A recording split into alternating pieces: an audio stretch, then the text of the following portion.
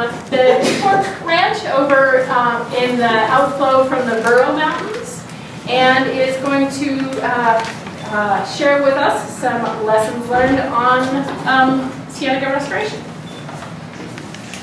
Lucinda and I retired from Arizona to the Pitchfork Ranch in 2004, and we started restoration in 2005. And Hinge-felling is not my idea, but it was done first there, and I'm not sure that where else it's been done.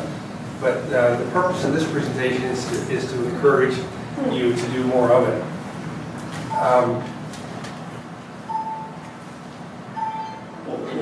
Go down the right. There's where our ranch is, southwest New Mexico, just below Lawrenceburg, or just above Lawrenceburg. And it's a historic ranch. It's been in cattle production since the turn of the century. Pitchfork was formed in 1903, so 1904. So, and it's surrounded by cattle ranches. Our closest neighbor is 6 miles away, and it's an old historic Scottish Mormon community. So most of the people at the historic ranches in that area were initiated by Mormons. And it's also a checkerboard land, like much of it in the Southwest. And so you can see we have actually 4 kinds of ownership. We have deeded, we don't own the subsurface. We have deeded where we do, and then BLM, and then state lease land. And that's what the headquarters looked like in 1930. That's kind of a Bonnie and Clyde thing going on right there. And notice this little wedding. I don't know.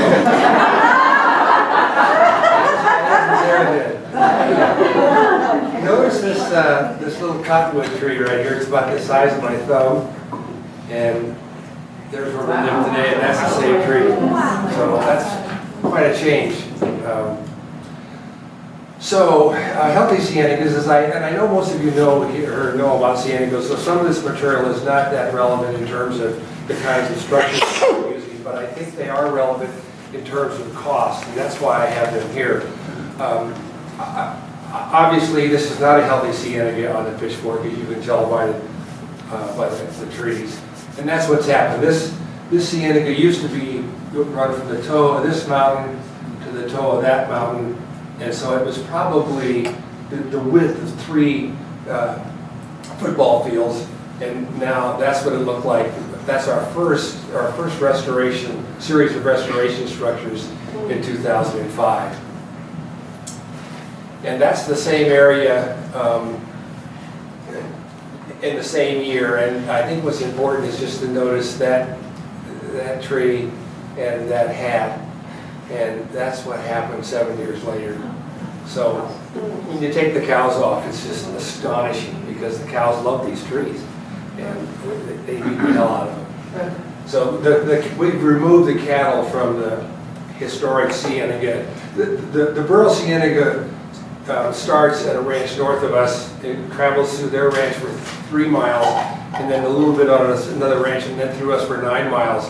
But the 3 miles on the Prevost ranch and the top 1.5 miles of our ranch are historic ciénegas. So it was really a marvelous ciénega before we pounded it. So at least this is our theory, and this is not dramatically different from anybody else's, I'm sure. But our thinking is we're trying to shallow the landscape and thicken the vegetation.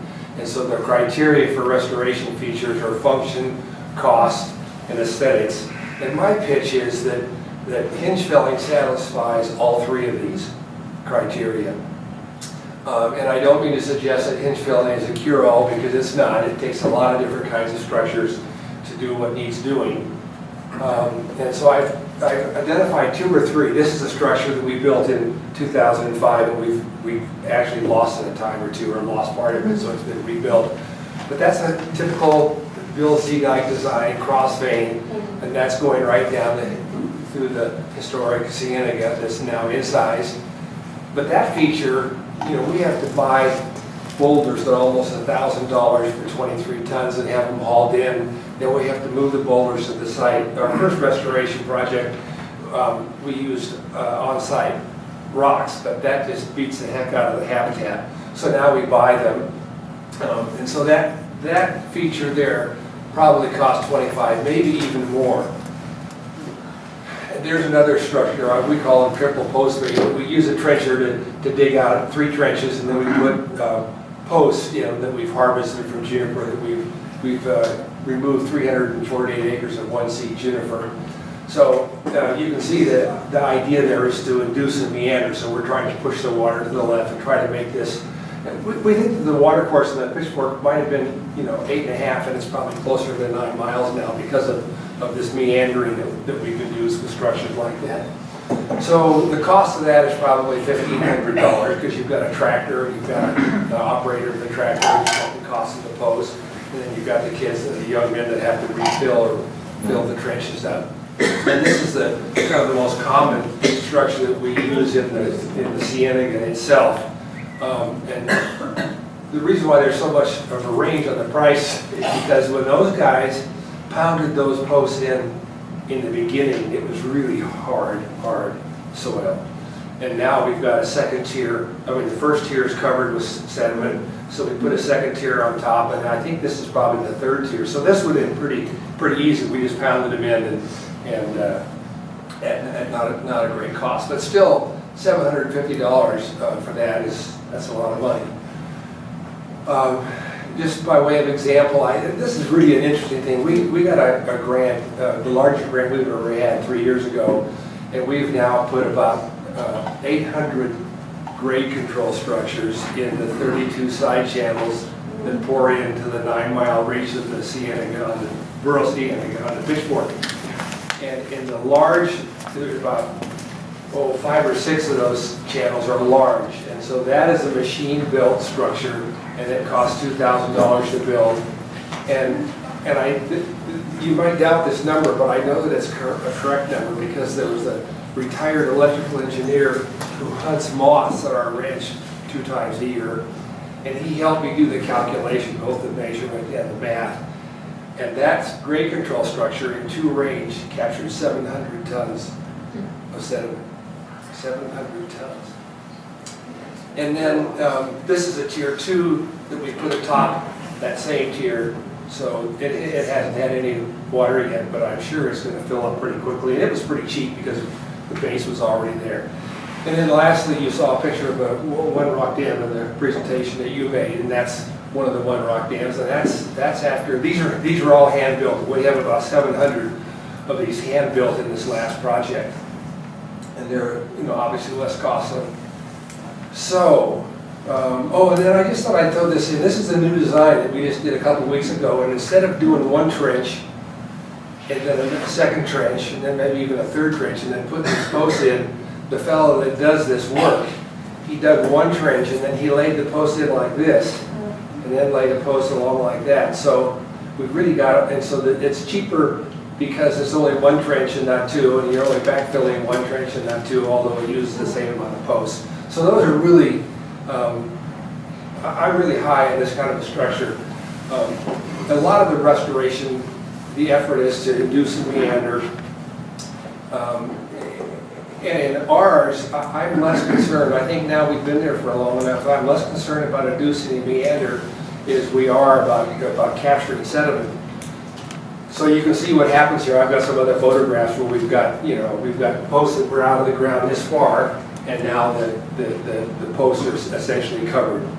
So that's what that does, and we can't wait to get this main channel here filled in so that these flood pulses can then access the saxatone flats that are so stressed now. Okay, hinge-felling. This is really my point. And the reason, and the other ones were shown because of the cost primarily.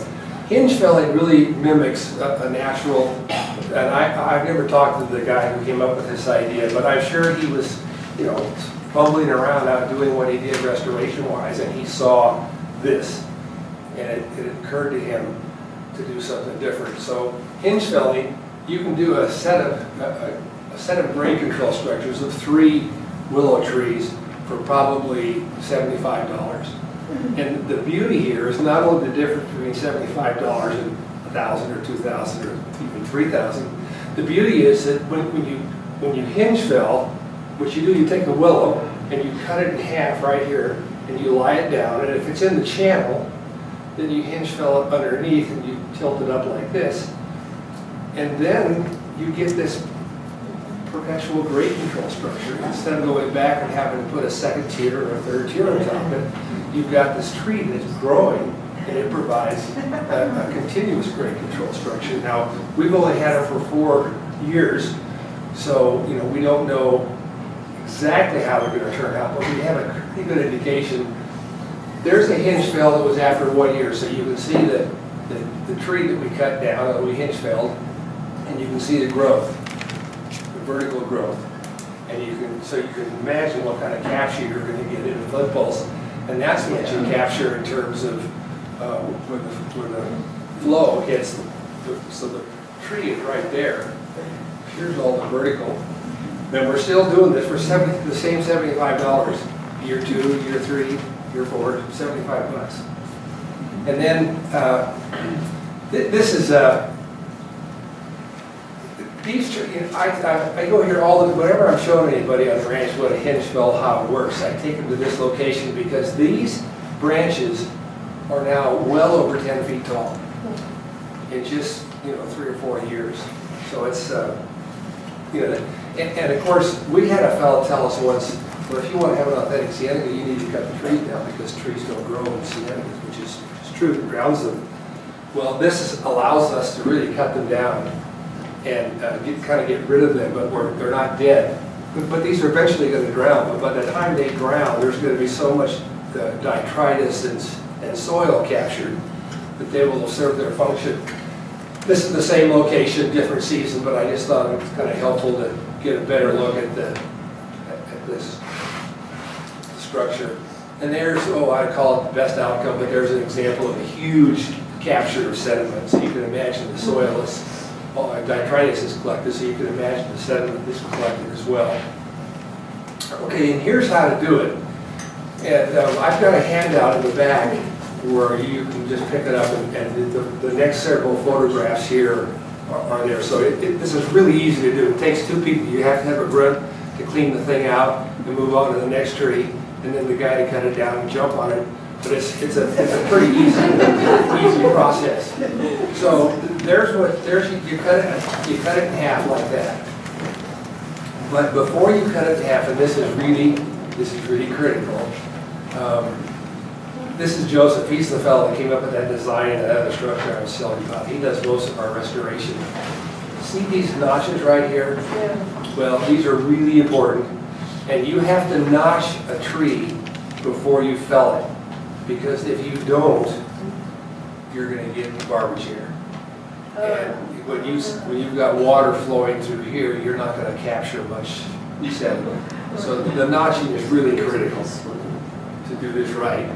And then once you get it trimmed, then you have to jump on it and get it down, into the water course. That's the ciénega right there. And then this is an example. Then we've done some experiments, and this is, I guess we'd call this an off-channel hinge fell, but the ciénega, the water course is right here. And the trees that you saw that I showed you 3 or 4 pictures of, they were trees that were right in this area that we pushed this direction. So we tried this, and one of the things, we have willow flycatchers on the pitchfork, but they don't nest there. And the bird fella that knows a lot about them tells us that the reason is that our forest isn't wide enough, that they require, that when they're thin like this, they won't work. So we were just saying, well, maybe we can broaden this. So we've done that. And then look at these trees, these willow trees here. Smaller ones here. And then I think ideally, you use a tree about this size. But we've been doing some experimenting, and this is farther down. This is probably about mile 5 or 4. And it's a very large tree. We just thought we'd try it and see what happens. And you can see that it's working. And we're catching this debris, and then we've got this problem, and then you get really creative, right? Very sophisticated stuff to make it work. But I was driving by here the other day, and there's all kinds of sediment captured in here. So that's working. Okay, this is the chart. Thank you. This is the chart that is back there for you to pick up, and it's pretty straightforward. It's important. You want to clean the debris about 6 inches or a foot above the ground, and then you're going to do the notches first, and then you do the hinge fill, and then you bend it down. You go to, and if you're on an incised ciénega like we have, we've got 10-foot walls in our ciénegas, pitchfork ciénega. Then you hinge fill it here and you stand it up, and then.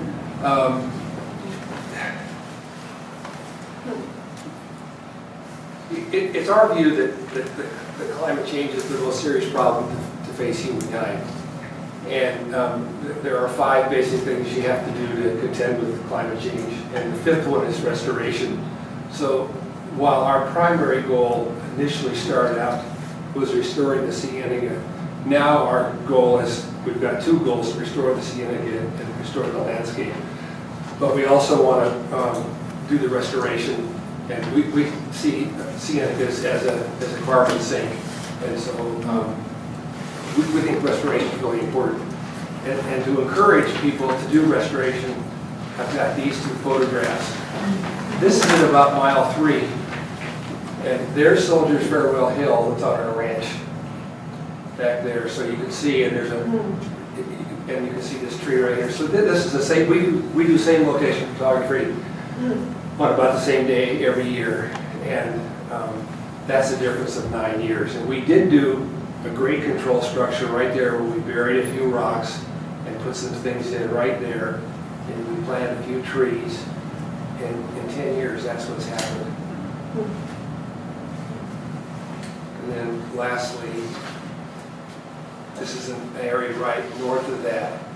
And this is probably the most dramatic pair.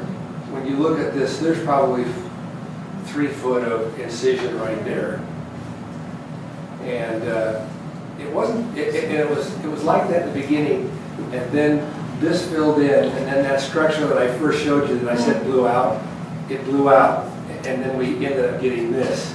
So we now restored that structure, and that incision is gone, and that's what it looks like today.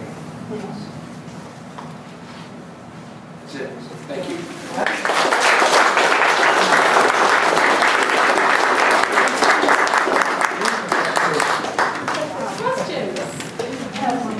Sure. A lot of the old structures used to be really built structures. The end runs around and the drainage would just erode around, and it looks like these trees are these controlled trees aren't having that issue.